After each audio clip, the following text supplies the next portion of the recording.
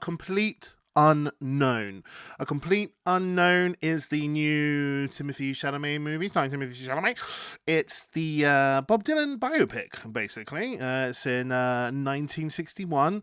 The unknown 19-year-old Bob Dylan arrives in New York City with his guitar and forges relationships with music icons on his meteoric rise, culminating in a groundbreaking performance that reverberates worldwide.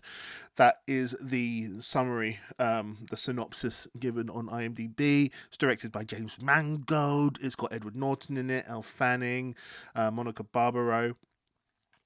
So what did I think of this film? I've got a couple of things to say. Firstly, really great film. There's been two really good biopics that I've seen recently. The Robbie Williams one, where he's a monkey. That's one way to do a biopic. It's kind of a very unique way. And then this is a more sort of bog standard meat and potatoes biopic. And it's just about Bob Dylan's sort of early-ish career into his sort of main, sort of famous part of his career, I guess. The performances are great. You've got to give it up to Timothée Chalamet.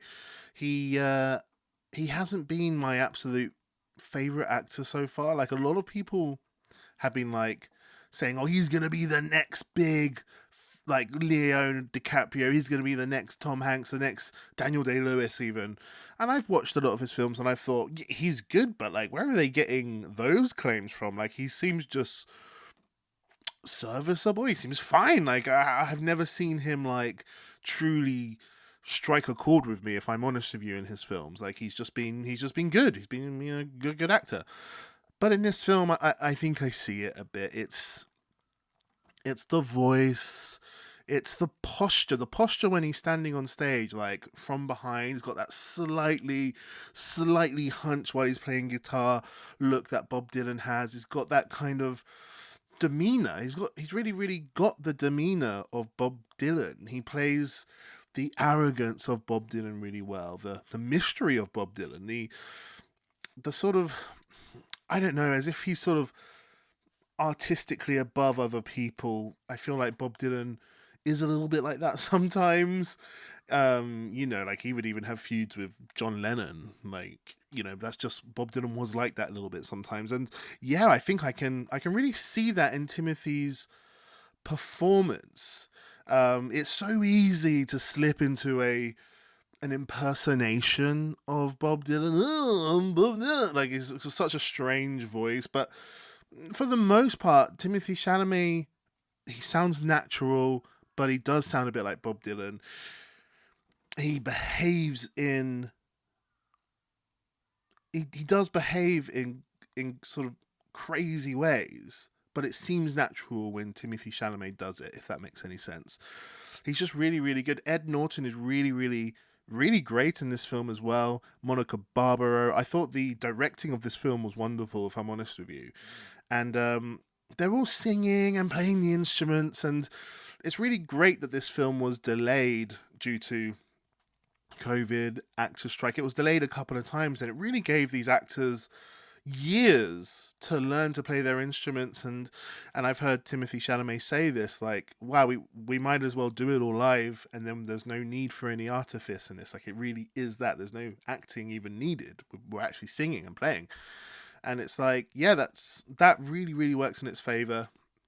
That's what the director, James Mangold, did with Walk the Line as well, with the Johnny Cash, Joaquin Phoenix movie. This film is going to be nominated for a few Oscars. It's already been nominated for a few precursors as well, and definitely going to be Timothée Chalamet. There's a high likelihood of Monica Barbaro, a high likelihood of Ed Norton. I'm going to list my all my sort of my Oscar nominations predictions later on. But yeah, I just think this film's got quite a good shot. I think I think it's really well directed. Obviously, I'm a musician. I don't know why I said obviously. It's not obvious, but I am a musician, and that's what I do for a living. And so, really great to see a film about this fantastic musician, this great artist. I've always thought Bob Dylan songs were wonderful, but I always actually thought, in terms of chords and song structure, it's relatively simple. But man, when you watch it and you listen to it, you're like, nah, man, there's a high sort of level of musicianship in those simple chords that he's playing. Sure, it's not fusion jazz or anything, but it's perfect for the words that he's trying to say. And I know Bob Dylan always felt that the words and the music are equally as important, and he always wrote the words first and then came up with the music after. And yeah, I just think the music in this film is really, really great. They do great justice to Bob Dylan and his music. There is one thing I want to talk about specifically, and this is really a comment on the direction of this film, and one specific scene that I just thought, this is wonderful. Like, I was watching it and I was enjoying it, and it got to this one specific scene and I was like, oh, this is great. This is just perfect direction. A lot of people like to talk about whether, this film was accurate or not, or like factual, and like this didn't really happen, and that never happened like that. And yeah, there are lots of little inaccuracies throughout this film. That's true. But this film is not a documentary, all right? Like, this film is a piece of art in and of itself. If you want just facts, watch a documentary. There's lots of documentaries about Bob Dylan. But this film, and what biopics should be doing anyway, is digging a little deeper than what documentaries go for. Documentaries go for those facts, and they're really great. I love documentaries. But they're finding out facts, and they're finding out those objective truths. When it comes to art, that's not what you're looking for. You're looking for a deeper truth, in some sense. I know people go, well, truth is the truth. What do you mean? There's a deeper truth about the human condition, about what it means to be human, that we can dig at with art. We can really, really dig at and chisel at and find deeper truths here. And that's what a good biopic really should do, because, like I say, it's not a documentary. It's not just a list of facts. It's, okay, let's get into the mind of these characters. Let's get into the world that was around them at this time, and let's find like a deeper, almost more truthful look at what these people might have been feeling at the time. We'll never know for sure. It's just an idea. And we get to this scene. So I'm going to lay the scene out for you, okay? It's Bob Dylan doing a gig in Portland.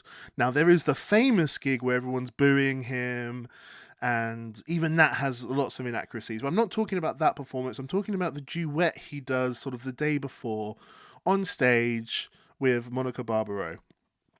So it's Timothée Chalamet, Monica Barbaro. Monica Barbaro is playing Joan Baez.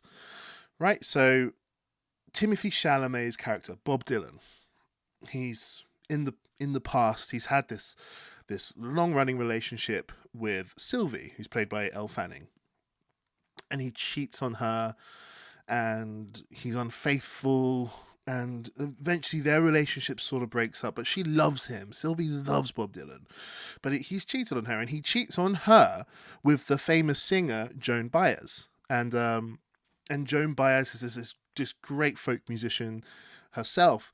And anyway, Joan Baez sort of gets sick of Bob Dylan and his arrogance and his antics. And so she's in a place when we get to this scene when they're going to do this duet in Portland. We get to this point where she's kind of sick of him, right? So she knows she's going to do this duet with Bob Dylan, but she's really just sick of his antics, and she doesn't really take any shit. Like, she's not that person. She doesn't take any shit. Now, Sylvie, Bob Dylan's like ex-girlfriend, she just cares and loves about Bob Dylan so much. And Bob Dylan says, hey, come to Portland with me, come to this gig, it's going to be a great time. And Sylvie, like, he shouts at her to her window, right? She looks out the window and she goes, okay, she's going to do it. And so she she comes downstairs and gets on his bike, and they go all the way to Portland to the gig. So we're getting to this duet, right?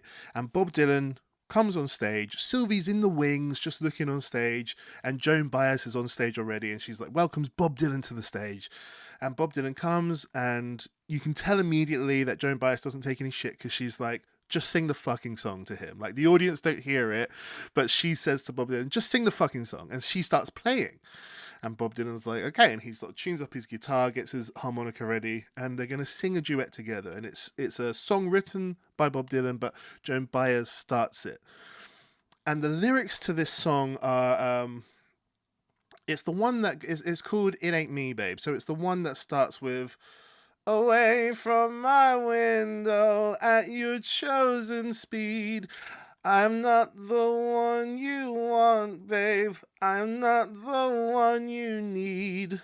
Right? Beautiful lyrics. So she starts singing it. Bob Dylan joins in, and there's this synergy. There's this chemistry. There's this connection. So even though Joan Baez is a bit sick of Bob Dylan at this moment, when they start singing, there's a connection that musicians know about this connection. Like, when music goes well, there's this moment where you don't even really need to think anymore, because you're completely on the same wavelength as your fellow musicians. And when songs go well, when music goes well, you barely even need to do anything. Like, you're just in the pocket of the song, and you basically ride the song, and it's just this beautiful connection between you and musicians, right? And so the camera is zooming in on them at this moment, and it's this really intimate song, and it's kind of sung from Monica's perspective. Monica Barbaro, Joan Baez, she's saying to him, "I'm not the one you want, babe. I'm not the one you need. It ain't me, babe." She's basically saying that to Bob Dylan, right? And Bob Dylan, he comes in, he's singing along, and we kind of know what Joan Baez's sort of thoughts are here. And that's great. So the song has this meaning, has this strong meaning, and the camera's tight in on them. And then they say, "It ain't me, babe, it ain't me." And Timothée Chalamet, Bob Dylan, starts playing the harmonica. And it's at this moment the camera goes to the wings, just off stage, and we see Sylvie, played by Elle Fanning. And she's got so much sadness in her eyes, because she's watching this performance from off stage, and she's having this realization that she'll never be able to connect with Bob Dylan in the way that Joan Baez is connecting with him right there. And even though those two sort of have this combative relationship, does Joan Baez even like him at this moment? Who knows? But even in that sort of combative moment, there's this real strong musician, almost supernatural connection between them as they sing this song in perfect harmony. And you see the sadness in Sylvie's eyes off stage as she realizes, shit, like, I'll never have that. And the song suddenly is from her perspective, right? Because the song is saying, "Get away from my window at your chosen speed." Bob Dylan shouted at her, and she looked out her window. And she realizes that she needs to, from her perspective, it's like, yeah, Bob Dylan, you need to stop coming to my window, leave, because it's obvious I'm not the one you want, babe. I'm not the one you need. Like, the song is also from her motherfucking perspective as well. Like, she's realizing as they're singing that song that she's not the one Bob Dylan even wants, really. She's not the one Bob Dylan needs. She's just not the right person for Bob Dylan. And she's having this realization, and she leaves, and that's so sad, right? Imagine breaking up with someone who you love because you know you're not right for them. Like, that's so sad. And this is what I mean. Like, did that happen in real life? No. Sylvie was not there at the gig.